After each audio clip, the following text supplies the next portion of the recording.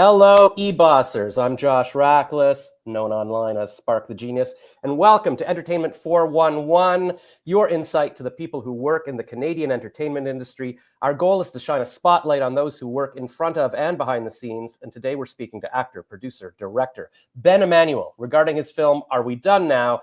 The film will be shown during VIFF's Canadian Film Week, and Ben is joined by one of the lead performers in the film, Jennifer Spence. You may recognize her from The Trades and Travelers.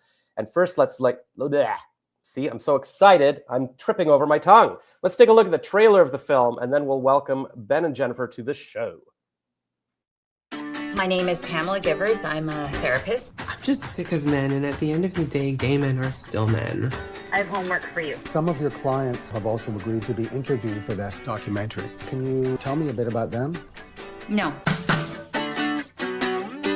I'm not really sure I have anything interesting to say about what's happening in the world. I think it's more about what's happening in your world. In my world? Gen Z and millennials have the highest levels of clinically significant anxiety. Jesus, you were strapped in tight. Mom, don't tell me to look at porn. You better actively be looking for a new place to live. Dude, I am. And I hope you meant it when you said you wouldn't smoke weed in the apartment anymore. I do mean it, bro. The fear that they are experiencing. I don't even know when I'm going to be able to buy clothes or shoes or decent shampoo again. We all need to be really concerned about. You are not special. Wake up, Lennon. When we feel unsafe, our brain releases stress hormones like adrenaline. Whoa. I'm sorry, can we pause for a second? Let's get baked. I think connecting with your own people is a lot more important right now than trying to educate others. There are some people like me who cannot readily situate ourselves in one binary or the other. Does that make sense? Yeah, that makes total sense. Okay, good. But are you, into dick? I find a lot of self-care practices incredibly helpful. Forgiveness is difficult. How do you forgive? Forgive yourself. You always gotta pull this shit right before I have to go somewhere. Forgive others. Since when am I obligated to respond to you? Again, and again, and again. I think people are going to be really interested in hearing the stories that you have to tell.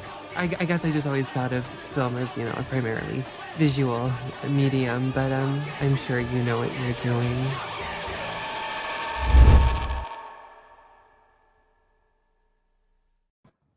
Welcome, Ben and Jennifer. Thanks for joining us. Thanks for having us. Can I call you Benifer? If you must. It wouldn't be the first time. I just saw on a magazine at the grocery store a couple of days ago, it said, 1 year since the breakup for Ben Affleck and Jennifer Lopez. I didn't even know they broke up. So Yeah, well, we've been in counseling trying to overcome our grief, and, we're on the other side of that dark time now. Beautiful. And that ties right into the movie. And just for those who are watching, the structure here is that Charlene, the head of eBoss Canada, has written some questions for me to ask. And so I'll be doing those. And those are kind of my guardrails. I like to wander and see where it goes, but I'll try to go back to her questions just so I don't get fired. So the first question, Ben, like most people in the entertainment industry, you wear numerous hats: director, producer, actor, and acting coach. Where did it begin for you? Well, Josh, I am not quite sure. These things are complicated. We never know exactly what makes us want to do something. But I guess I could say, as a little kid, I always knew I wanted to stand out. And I thought that I had ideas in my head, and I thought I saw things in a certain way, and I wanted to communicate that somehow. I liked entertaining people, and I liked being the center of attention, and I liked communicating and expressing myself, but I was also kind of a shy kid. So a lot of actors and performers are actually quite shy, but when you have a song to sing or a script or a story to tell, you can really kind of get behind that, right? You can kind of fall into a character, or you have some structure for the things you want to communicate. I think that's what it was. It was just a way to be seen and heard, but still have some control over it. I heard somebody say that people get into comedy so you can control when people laugh at you. Well, I like that. Maybe that's why I do comedy. Yeah. That tracks, right? Interesting. Well, I think you should be a politician. That was a very complex answer. That's very good. You wouldn't want me running the country, I can tell you. That could be your slogan. Vote for me. You wouldn't want me running your country. Yeah. Sort of reverse psychology. All right. And Jennifer, we've seen you in shows such as The Trades and Travelers. Where did your journey begin? Arts and crafts camp, I reckon. That's probably where it started. That was going to be my guess. Yeah, you know how these things go. And we did a little skit from Annie, Little Orphan Annie, singing A Hard Knock Life. And I was on the stage scrubbing as one of the orphans, as you do. And I remember at one point looking down and feeling like, oh, I should turn this rag over because that's what an orphan would do in real life. And so from then on, it just kind of translated into my life of I just want to be able to do things in the realest way I can on stage or on film and TV, and be able to share those stories and try to move people or try to have people see themselves in how ridiculous humans are. It could have gone the other way. You could have become a cleaning lady. Yeah, that's a good point, actually. Yeah, God. A lot of camps have an arts and crafts, like, you know, you do arts and crafts, you go to that cabin, but this is like a whole arts camp. Yeah, this was a full-on, yeah. Yeah, but you're right. Yeah, what's that movie called where it's like alternate universe with Gwyneth Paltrow? Sliding Doors? Yeah, Sliding Doors. That's my Sliding Doors story. Yeah. Somewhere there's a lady cleaning Airbnbs in between rentals thinking, could have been an actress. What would that have been like? We'll swap. Well, exactly. And then you'll both realize, like the movie The Holiday, like maybe your life was good the way it was. Yeah. You don't know what you got till it's gone. I haven't seen either of those movies. I'm just imagining that that's what happens when those things. Yeah. Okay. So Ben, this is another Charlene question. She's so good at these. What was your inspiration for Are We Done Now? Well, speaking with Charlene a little bit before we started our conversation with you, I learned that eBoss came out of the pandemic. And we found ourselves, you know, doing things that we weren't planning on doing. So that's the story of this film.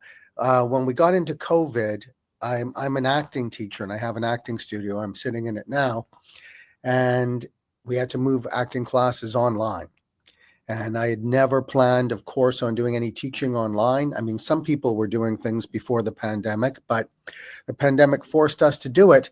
And it turned out to be a great thing. It was, you know, our community stayed together and we had these great conversations and everybody was feeling kind of lonely and freaked out. And once or twice a week, we'd get together, just like we are now, popping up on the screen. And there was so much going on in the world, wasn't there? Aside from just, you know, the threat of getting sick and dropping dead, social media was just going nuts. There was a lot of things happening in terms of race and gender and the political climate of things. And we had conversations about it. And sometimes they were very sort of sociological and sometimes they were really personal. And I just love the people I get to work with, you know, they're my family and they're my community. They're not just clients of mine. And I wanted to tell their stories. So I wrote parts specifically for a few of my students. And we made an agreement that they'd sort of tell their stories and I'd craft them into scripts. And we brought in some other actors, Jennifer Spence being one of them, and Gabrielle Miller, who's at the center of our story. People would know Gabrielle from Corner Gas, probably. That was a role she's very well known for. So we kind of created this cast, a combination of young up-and-comers and veteran actors, including people like Camille Sullivan and Jay Brazo and Giacomo Bassetto. Some of these names will be familiar because these characters, these actors rather, are, you know, pretty prolific in film and TV in this country. So it all just kind of came together that way. And here we are 5 years later, premiering it in our hometown. Is it a feature? Like, how long is it?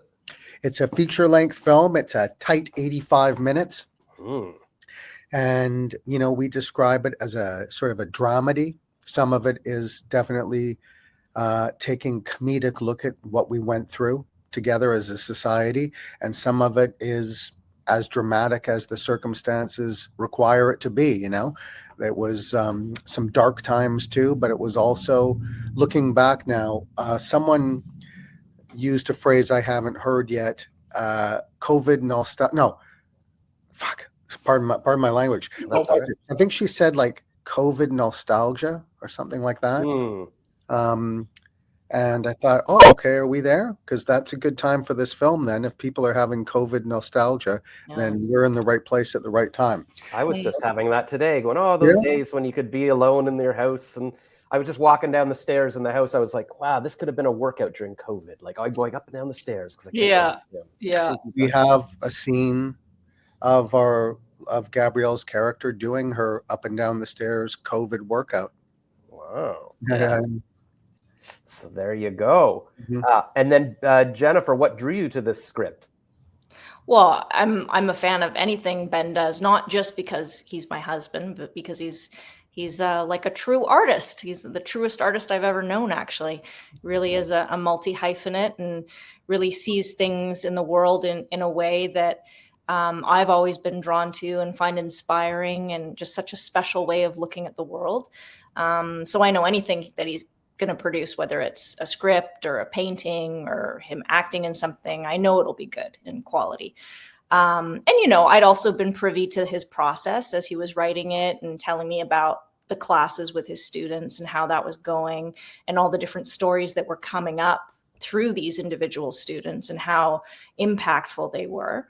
So I kind of had a backstage sort of seat to the whole thing. And then when I saw the whole script come together and how he was working with the actors, I was like, oh, can I be a part of it? Can I be a part of it too? So yeah. What if he had said no? Then he would have been in the doghouse. So I guess I did kind of have the upper hand. That's the thing. I think my question should be what drew you to Ben instead of the script. How did you guys meet?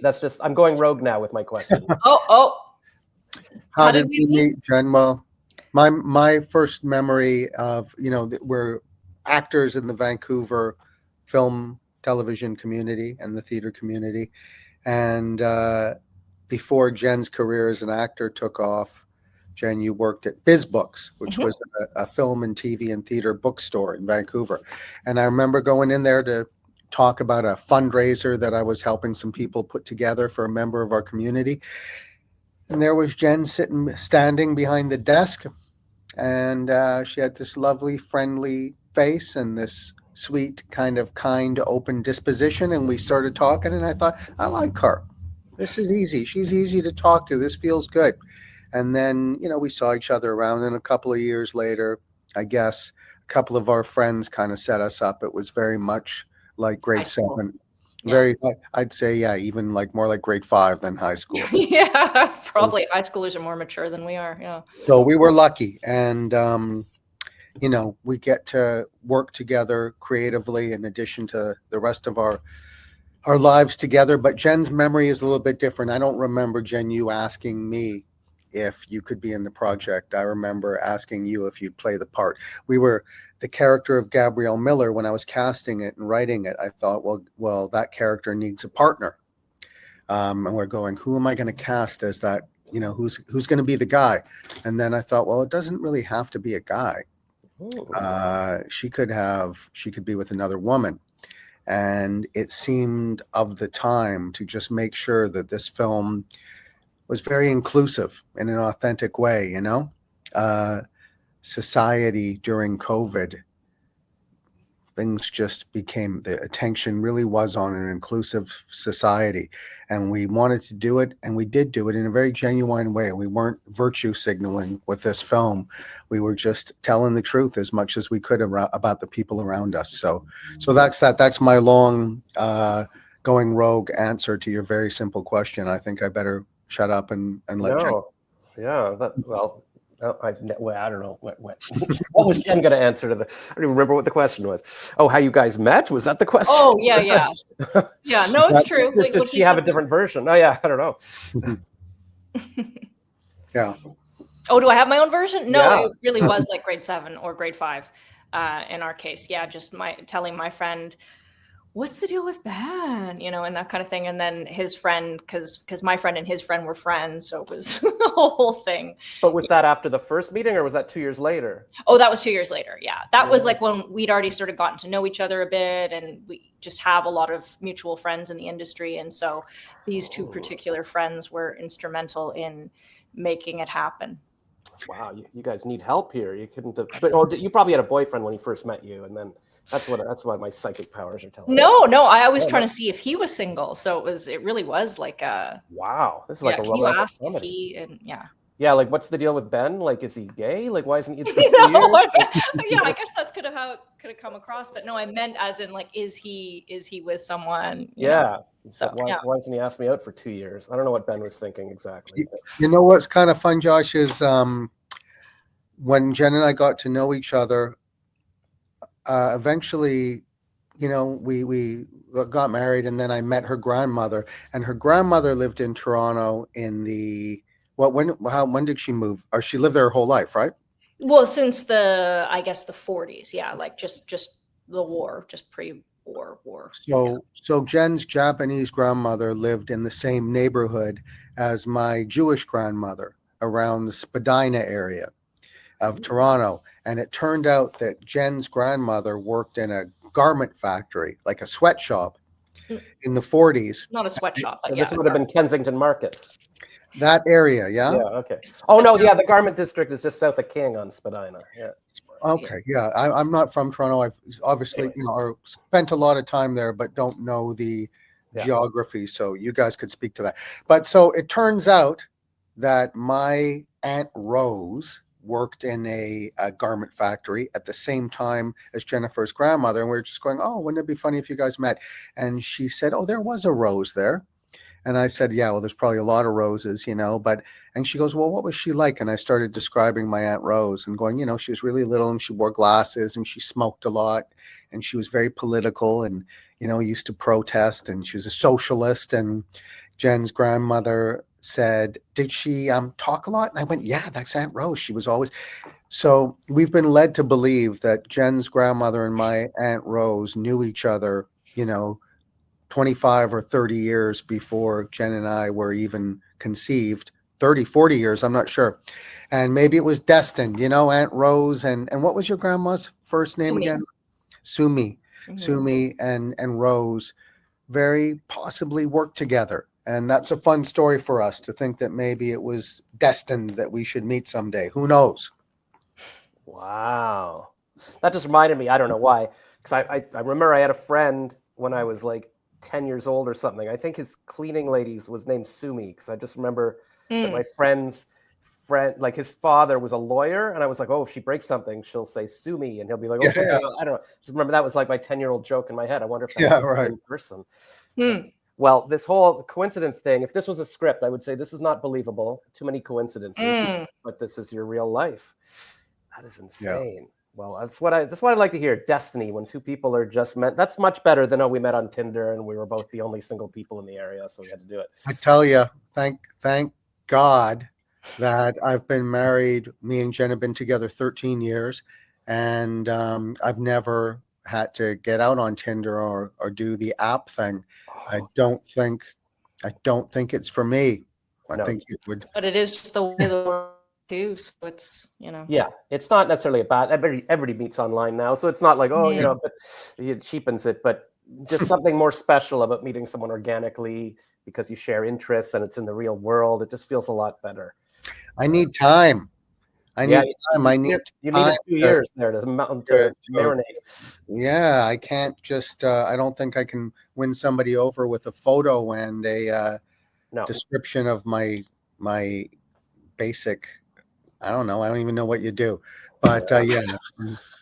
What do you do? How do you get somebody to stop swiping if you don't look like George Clooney? How do you do it? Yeah. Okay. Well, you have to be tall, and so yeah. You were saying before that you're a bit short, but I don't know how you define short. I'm probably shorter, but I know that women are swiping for 6 foot tall. So I'm the same size as I'm somewhere between Dustin Hoffman and Al Pacino. Excellent. So everybody go Google that. And Charlene is keeping me in my guardrails again. So let's see. Next question is, how did you approach wearing multiple hats, actor, director, producer, on this project? Well, you surround yourself with the best people you can get, of course, and people who are emotionally invested. Are We Done Now is what we call a extremely low budget film, compared to the kind of films that, if the average budget for a film is $50 million for a film that you're going to go see in a theater, anything below that.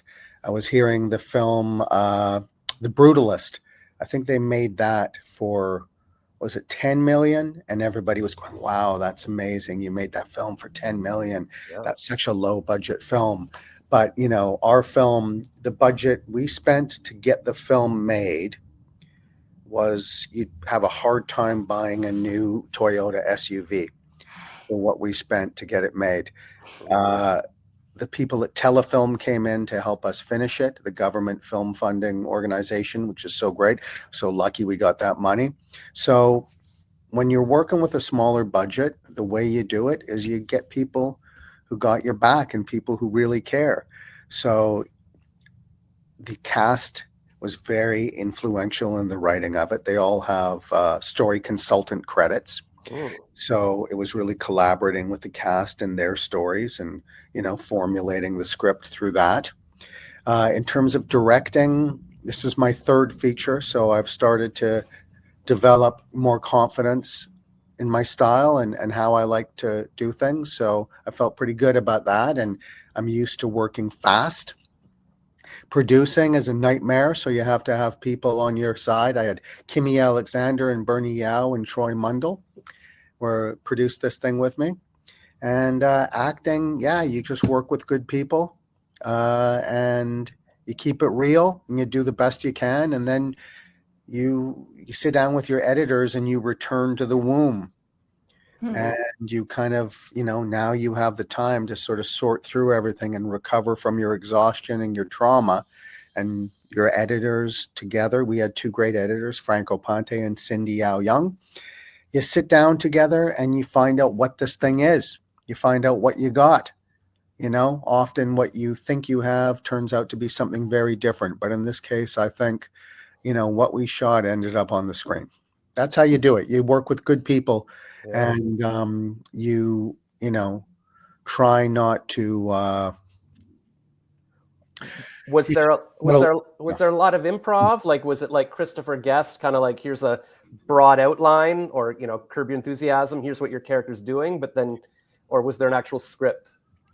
Well, we went into the shooting with a script.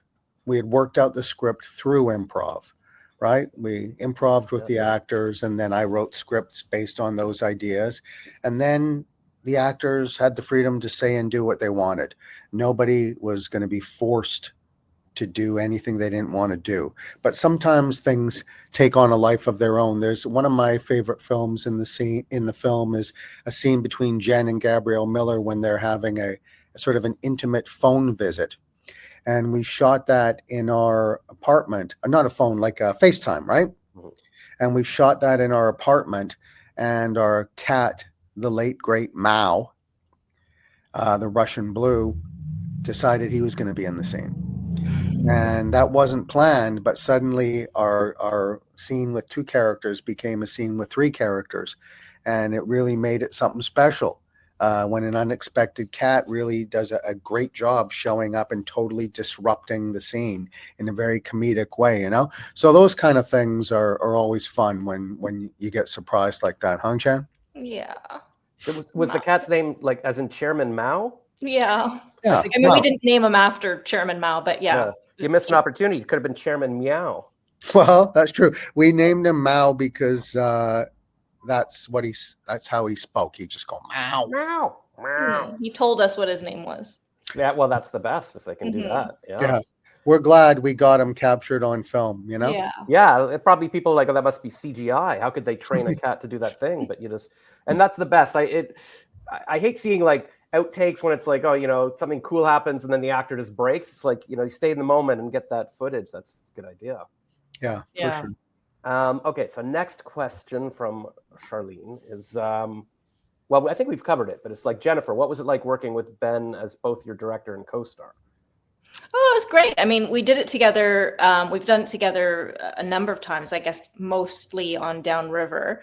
I think we work well together. He definitely knows, a lot about me. So there's definitely a shorthand, as they say, and very helpful with, directing suggestions that other directors wouldn't be privy to, so I think it does only help the project ultimately.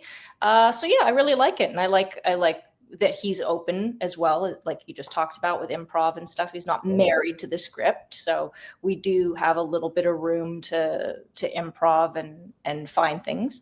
I really enjoyed it. You could be like, hey, you're not married to the script, you're married to me. Yeah, that's right. Good one. Who's that? Next time. Who's that comedian woman that's married to her husband from the Wedding Crashers? That woman. Not Wedding Crashers. Bridesmaids. Oh, Melissa McCarthy. Yeah, and isn't her husband named Ben as well? What about Judd Apatow and? That woman. Yeah. Leslie Mann. Leslie Mann. Yeah. Okay, so there's precedence for this. Yeah. Well, one of my favorite independent filmmakers is John Cassavetes, who is sort of a, grandfather of independent film in many ways. And he was married to Jenna Rowlands, and she's one of the greatest actors ever. And those two put their asses and their lives on the line to make films together. They'd shoot in their own home, and they'd mortgage their own home to make films and promote their own films. This is in the 70s. And they're real role models. I think Jen and I might get along a little better than they did from the stories I've heard about what went on when they were filming together. But for the most part, we kept it pretty good.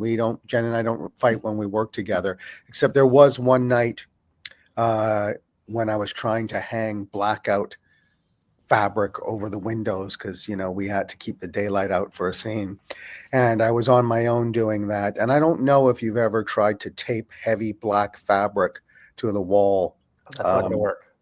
Not so good. So we had a fight that night because I insisted Jen drop everything she do and come in and help me no matter what, because that's the way you got to think when you're a director.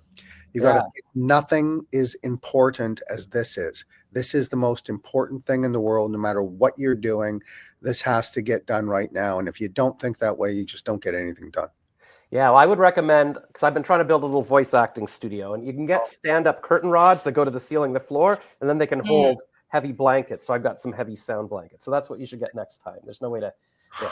I think I should get more people who know what they're doing next time. Exactly. Yeah.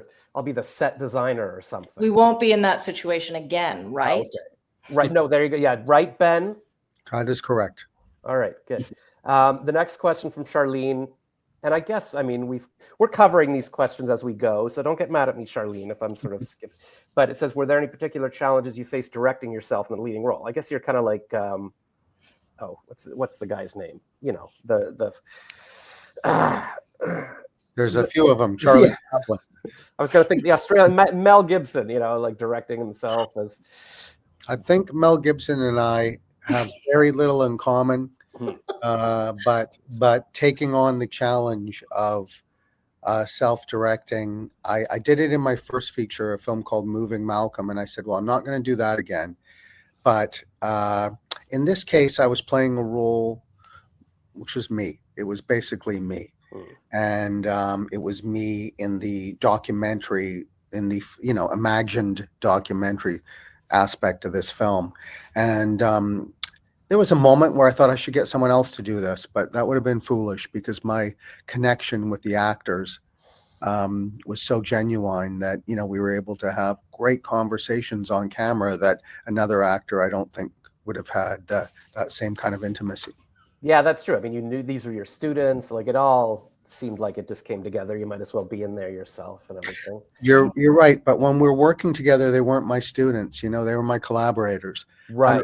100%. Like we were on very equal footing working together. And ultimately, in a good acting class, you want that feeling too. You want a feeling of collaboration. You want the students to be empowered and for their opinions to be heard and to really matter. So we try to bring that onto set, and that's what people want, especially nowadays. People don't want to be spoken down to on set or in a classroom. People want to be respected, and they give you good work if you do that. Yeah. I don't know if it's with social media, like things are more open now, but I think it's different than even as directors. You used to get away with being. Sorry, I'm just getting. Let's see. Okay, sorry. Get me a chicken burrito with extra guacamole, please. Exactly. I'm doing Uber Eats. I'll be back in a minute. It's not getting paid a lot to do interviews. What was I going to say? I don't think you can get away with being like a diva director anymore. Like word gets around. It's like people want to work with people they enjoy being around now. I think especially when people are working on low budget productions, especially, Yeah. They're like, I'm not getting paid enough for this. Exactly. Right. If it's Avengers, you'd be like, all right, you can yell at me a bit. I guess so. They say, I heard not long ago that say, okay, you can have a bad day, but you're not just allowed to be an asshole all the time. You can be an asshole for a bad day, but I don't even know if that's true. I think even a bad day now, you I don't think you can recover from it. No, you one bad day and you've got tapes of Christian Bale screaming at you going around, or Tom Cruise, Yeah. Jen works a lot as a very busy actor working in Canada, and not that long ago doing 2 seasons of a show in the UK. And weren't you saying, Jen, that the way the crews interact with the cast and the way the directors interact is exceptionally polite, and the behavior is at a whole other level? Isn't that's what you told me? That's how I felt. Like it's just, it is a whole other level of politeness and properness, but still good fun. You still go for a pint at the end of the day. But I definitely felt that where, ADs here, assistant directors here, compared to there, we have great crews in Canada, obviously, and wonderful ADs, and most of them are great. But, the odd time for sure, mostly in the past, there have been situations where they don't handle stress well, or something comes up and there's some yelling that happens. Whereas in the UK, it's just, they say mate to everybody, including background actors. And it's just a very respectful environment. That's interesting. Mm-hmm. Now I'll go shoot movies in England then. Yeah. Very proper. That's where they're shooting. I just saw they started shooting Avengers Endgame, or whatever it is now, Doomsday in England right now. They're at a London soundstage. So maybe. Yeah. Well, Jen was shooting in the UK during COVID. And that was, part of the inspiration for some of this film is having a long distance relationship during COVID is tough. She's over there, in Manchester, sitting outside having pints, and people are dropping dead all over the place. You can literally see them in your FaceTimes. They're like, oh, yeah. There goes another one. It was pretty bad, but people, I think especially in the UK, correct me if I'm wrong, Jen, but people just sitting down and having a pint with your friends is on the top list of your priorities. And as soon as they let people do that, people were doing that. So I was pretty worried about Jen's health while she was there, but you came home without COVID, and we lived to tell the story. Yeah, there were still rules. They still had, distancing there, and the tables had to be spaced apart, and, they were just a little more relaxed, I think, about the rules than North America probably, but there were still rules. But it was a charade. The rules were a charade, weren't they? Like everybody. I don't know. Everybody was in each other's faces, breathing in each other's. Oh, yeah, sure. But I mean, the tables were spaced apart. Like, you'd sit outside, and they were, but people also smoke on patios. So, you're getting COVID through smoke. COVID. I had a lot of jokes. I was doing some stand-up comedy during COVID. And I remember, like the first time I did it, like there was like glass things they hung around the stage, and I'm like, well, I feel very safe because COVID knows not to go under it or around the side. Yeah. And then one time there was like a contest we did on the roof of a restaurant, like an outdoor patio, and I'm like, well, that's good because we all know COVID's afraid of heights. Like, I don't know. I guess it's crazy, right? Josh, it's crazy. I hope that COVID nostalgia and the ability to laugh at things like you're talking about now, to think that we were actually conducting ourselves that way, and hopefully we don't have to go back. But isn't it nuts that we were just throwing up these glass or these plastic partitions and trusting that the science of that was going to be effective in keeping us from getting COVID? It was just such a bizarre time. And they still exist in places too. Some places just never took them down. Yeah. Yeah. Oh, yeah. No, I mean, I've seen that. I go places now. They've still got the glass things at the cashier or whatever. So do you specifically address COVID? Like it's supposed to be a period piece that like you acknowledge that's what's happening at this moment? Yeah. The whole point of, it's the time and place that the film is set is during COVID, between 2020 and 2023, when we really started to come out of it. But the film is not about COVID. The film is not about the virus. The film is about the shared experience, everything that we were going through at that time, particularly these sort of Gen Zs and, early millennials, what they were going through. And the character of their therapist, who was closer to my age, about 10 years younger than me, but what she was going through and what her dad is going through, who's a senior in a senior's home, at great risk and only able to sort of communicate through a window, So it's what these various people were going through at that time. And most of all, what was going on sort of sociologically and psychologically for people. People... are we done now? Yeah. Question: Are we done now? Like, do people ever come back from that? Nobody wants to go out. Nobody wants to put on hard pants. Oh my God, I wore sweatpants for like 3 years, and like I didn't take them off. Yeah. Oh, I still do. I'm not wearing pants right now. I think it changed fashion in a way, right? Like people are dressed more comfy now. I feel like, Yeah. No, I'm wearing sort of cargo pants from H&M right now. Like this is my compromise. They're stretchy. I don't wear hard jeans anymore. Yes. You gotta have stretch. And Uber Eats and all those things. Now people just get everything brought to the door. Amazon, people don't go to stores. People don't go to movies as much. We were recently in New York seeing plays, Jen and I, and to be in a packed Broadway theater, at the end of the play when everybody gets up to leave and you're nose to nose and, cheek to cheek with 1,500 strangers, that was completely unthinkable not that long ago. And now we're back to doing it and kind of taking it for granted in a way. You still see people wearing masks, but it is a bizarre thing that we went through. So the film, is a bit of a look back at that, but an audience doesn't need to be worried that they're going to go and go, oh, what a bummer. I don't want to go back and look at COVID and think about masks and disinfectant, any ways in which we address those things in the film. They're part of the landscape of what these characters are going through. So it's definitely, not a film about getting a cough and a headache.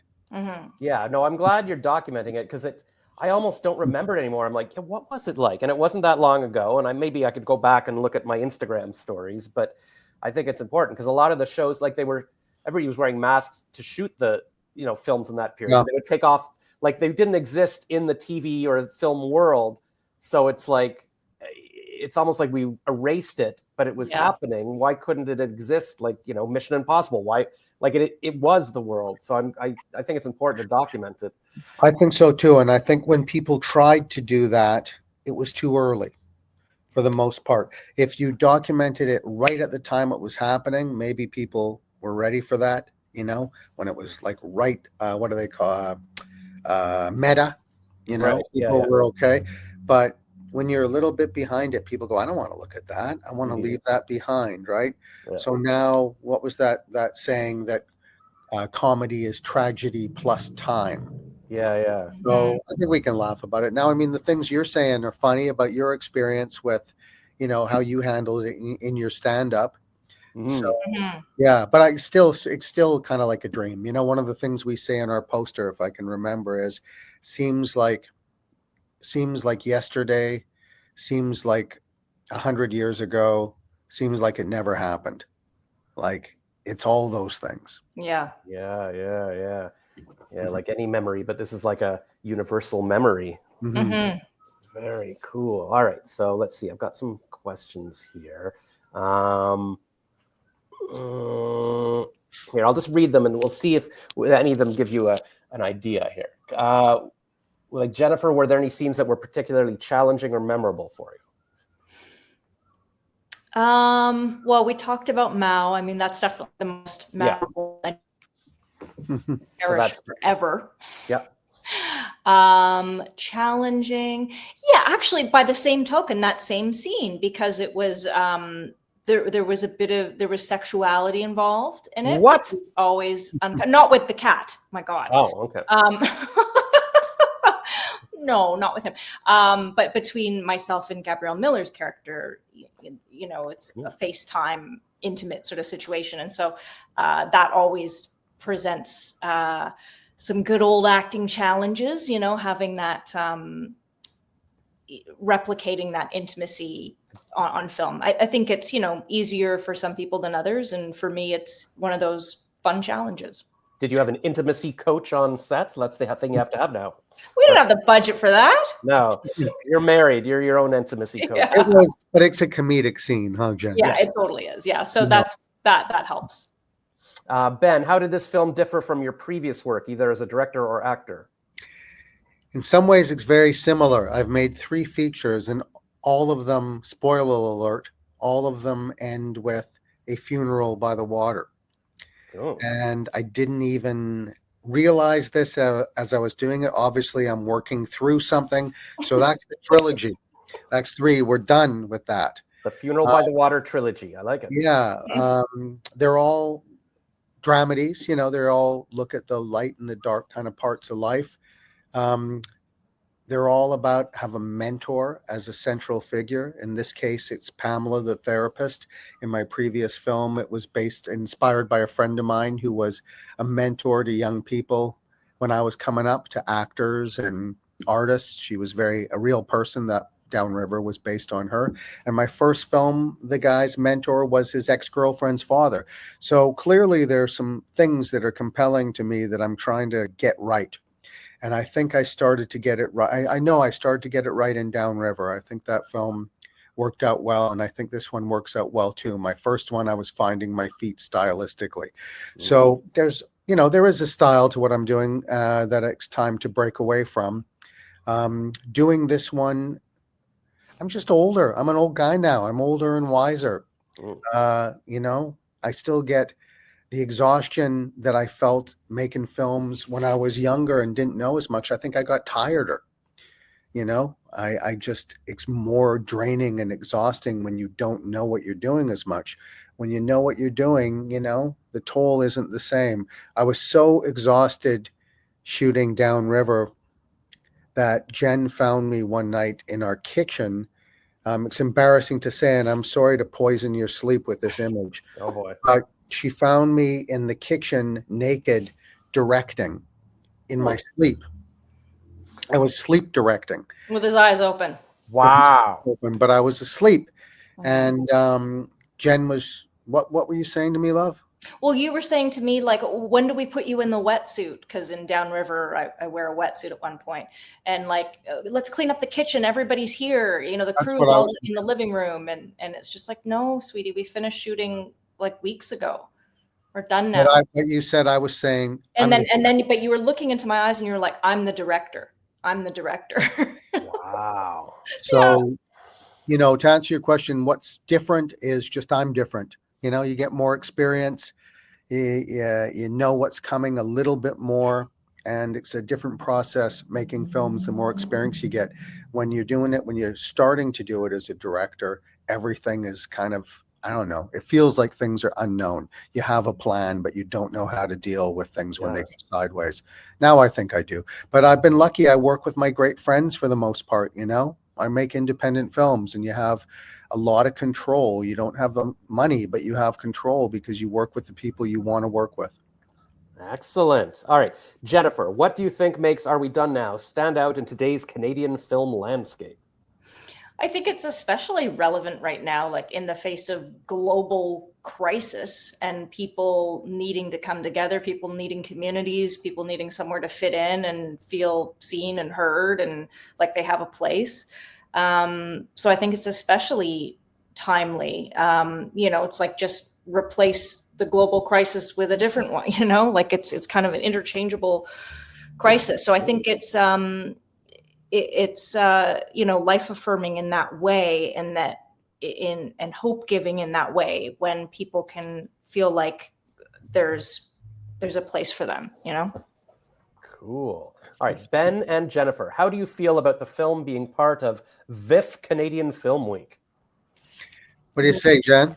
Oh, I think it's great. I'm super excited. I feel like that's the perfect spot for it and where it belongs. And, Canadian film and good Canadian film and great people involved and celebrating our own. I think it's a great spot for it.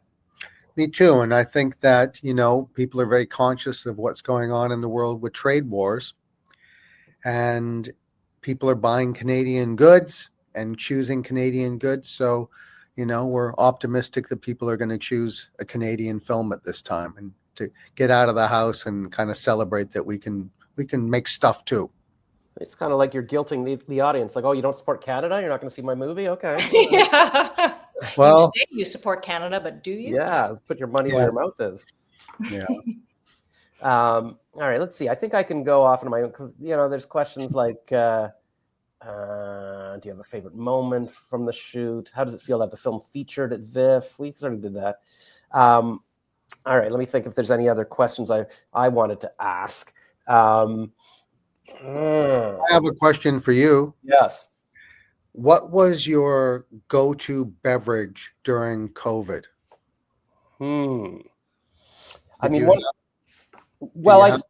I started drinking coffee because I wanted to lose weight, and I thought, okay, I'll try the keto diet. I was talking to a woman who was a doctor on Facebook, and she said, yeah, that'll be healthy for you.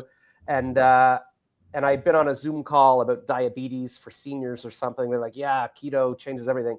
And they said coffee is like a bulletproof drink. Like you can add ghee butter and MCT oils, and you have that as your breakfast, and it keeps you going till like 2 p.m. And so I would make these giant pots and be drinking it all morning. And then, spoiler alert, I started getting these stomach pains, and eventually I wound up in the hospital in Florida. Oh my God. And they did like a CAT scan or whatever, and the nurse is like, you've got kidney stones. Yeah, keto will mess you up. I'm like, oh, so I went off keto, but I still like coffee. It's just so delicious and comforting, and it makes me not able to sleep at night. I can barely fall asleep anyways, and so. But try decaf. That's what I drink because I like the taste, but I can't handle the buzz. There's still a little bit of coffee, like caffeine in it. So yesterday I went to the coffee shop. It was like 2 p.m. and no, by this point it was 4 p.m. And I was like, do you have anything without caffeine? They're like, well, we've got this valerian tea. So I ordered that, but then I ran into a woman from Toronto. I'm in Ottawa right now, but she's like, oh, I recognize you.